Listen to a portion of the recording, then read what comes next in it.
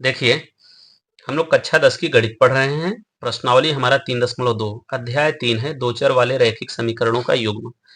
Question number 3 के अंतर्गत कुल 6 क्वेश्चन दिए गए थे। हमने क्वेश्चन नंबर 5 तक को पिछले वीडियो में लगाया। अब इस वीडियो में हम लोग बात करेंगे क्वेश्चन नंबर 6 की। उससे पहले हम लोग क्वेश्चन को अच्छे से पढ़ लेते हैं। क्वेश्चन नंबर 3 देखिए क्या कह रहा है। निम्न समस्याओं में रैखिक समीकरण युग्म बनाइए और उनके हल जो है प्रतिस्थापन विधि से ज्ञात करने हैं। तो क्वेश्चन नंबर 3 का छठा क्वेश्चन हम लोग लगाएंगे। ठीक, क्वेश्चन नंबर 6 क्या कह रहा है, पढ़ते हैं। 5 वर्ष बाद जैकब की आयु उसके पुत्र की आयु से 3 गुनी हो जाएगी। ठीक, 5 वर्ष बाद जैकब की आयु उसके पुत्र की आयु से 3 गुनी हो जाएगी और 5 वर्ष पूर्व जैकब की आयु उसके पुत्र की आयु की 7 गुनी थी। तो उनकी वर्तमान आयु ज्ञात करनी है। ठीक, तो आइए ज्ञात करते हैं हम लोग। मान लेते हैं, माना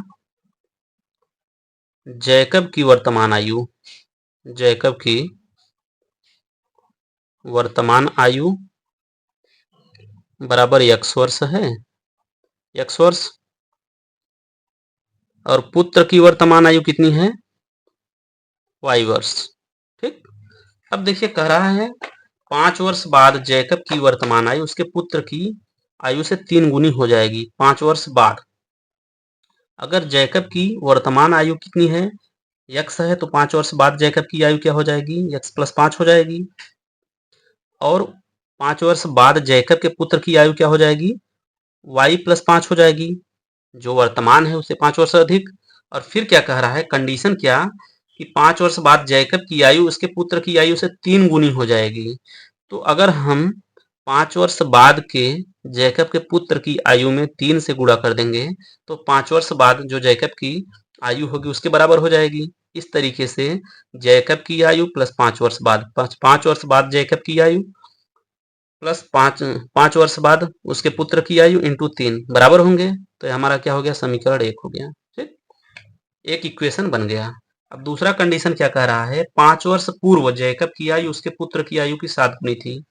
अगर 5 वर्ष पूर्व कितनी रही होगी जैकब की आयु, 5 वर्ष पूर्व जैकब की आयु उसके पुत्र की आयु की 7 गुनी थी, तो 5 वर्ष पूर्व जैकब की आयु कितनी रही होगी, x माइनस 5। और 5 वर्ष पूर्व जैकब के पुत्र की आयु कितनी रही होगी, y माइनस 5, y माइनस 5। लेकिन जैकब की आयु 5 वर्ष पहले अपने पुत्र की आयु की 7 गुनी थी, 7 गुनी थी। तो इसका मतलब अगर हम पुत्र की आयु में 7 से गुणा कर देते हैं तो जैकब की आयु के बराबर हो जाएगी। यह हमारा हो गया समीकरण 2। इस तरीके से दो इक्वेशन हमने बना लिया। फिर से हम एक बार पढ़ते हैं इक्वेशन को। 5 वर्ष बाद जैकब की आयु x प्लस 5 होगी। जैकब की वर्तमान आयु कितनी है, x है, तो 5 वर्ष बाद जैकब की आयु x प्लस 5।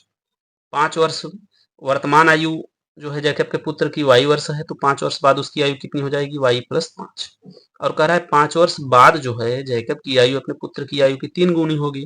तो हम पुत्र की आयु में 3 से गुणा करेंगे तभी तो जैकब की आयु के बराबर होगी। तो हमारा समीकरण 1 हो गया। और फिर कह रहा है कि 5 वर्ष पूर्व जैकब की आयु, तो अगर वर्तमान आयु x है तो 5 वर्ष साल पहले, आज से 5 साल तो कम होगी, तो x माइनस 5। उसी तरह से पुत्र की आयु अगर आज y है तो 5 साल पहले कितनी रही होगी, y माइनस 5। और 5 साल पहले जैकब की आयु पुत्र की आयु से 7 गुनी थी, तो पुत्र की आयु में हमने जब 7 से गुणा किया तो जैकब की आयु की बराबर हुई। तो हमारा यह इक्वेशन बन गया, समीकरण 2 के रूप में इसका नाम दिया हमने।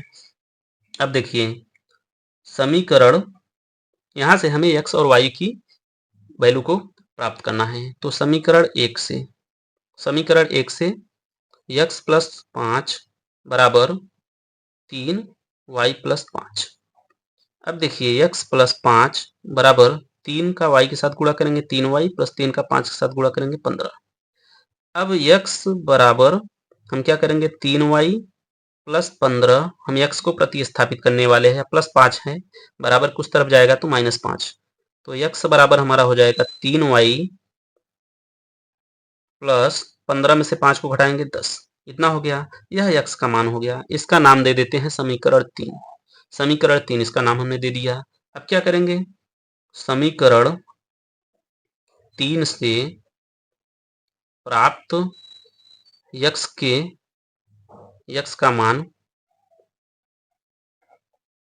समीकरण 2 में रखने पर, समीकरण 2 में रखने पर। तो आइए समीकरण 2 हमारा क्या है, x माइनस 5 है बराबर 7 y माइनस 5। तो हम x की जगह पर क्या रख देंगे, इस वैल्यू को 3y प्लस 10 को रखेंगे। तो x की जगह पे 3y प्लस 10 फिर माइनस 5 आपका ये है बराबर 7y माइनस 5। इस तरीके से हमने x के मान की जगह पे 3y प्लस 10 को रख दिया। अब x पूरी तरह से हमारा क्या हो गया, गायब हो गया, प्रतिस्थापित हो गया। अब 3y 10 में से 5 को घटाएंगे तो 5 आ जाएगा। ठीक, 3y प्लस 5 बराबर 7 का y के साथ गुणा करेंगे तो 7y माइनस 7 का 5 के साथ गुणा करेंगे तो 35 माइनस 35। ठीक, अब देखिए 3y प्लस 5 बराबर 7y माइनस 35 है। तो हम क्या करेंगे, चर को एक तरफ कर लेते हैं, अचर को एक तरफ कर लेते हैं।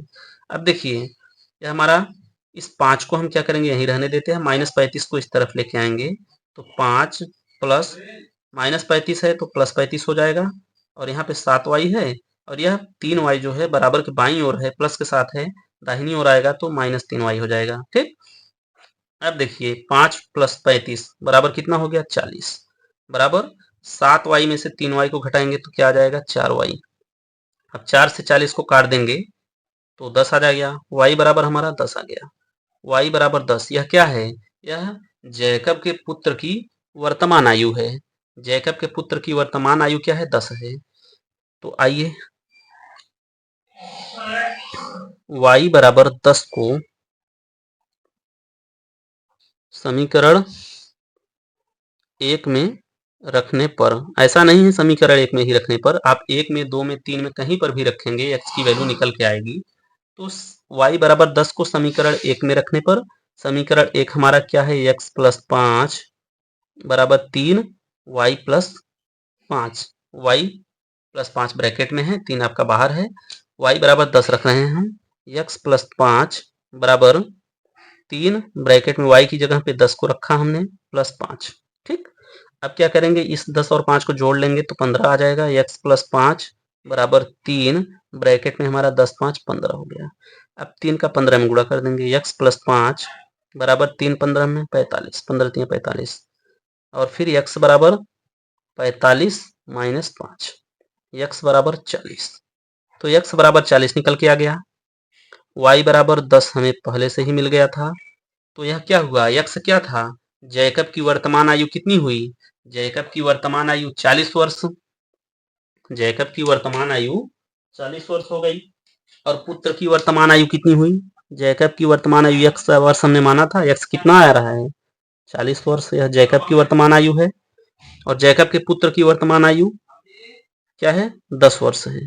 ठीक, तो इस तरीके से हमने x और y की वैल्यू को प्राप्त किया, जो कि जैकब की वर्तमान आयु और उसके पुत्र की वर्तमान आयु थी। उम्मीद करते हैं सवाल अच्छे से आप लोगों को समझ में आया होगा। वीडियो को ज़्यादा से ज़्यादा लाइक करें, शेयर करें, चैनल को सब्सक्राइब करें। मिलते हैं नेक्स्ट वीडियो में। Take care, bye.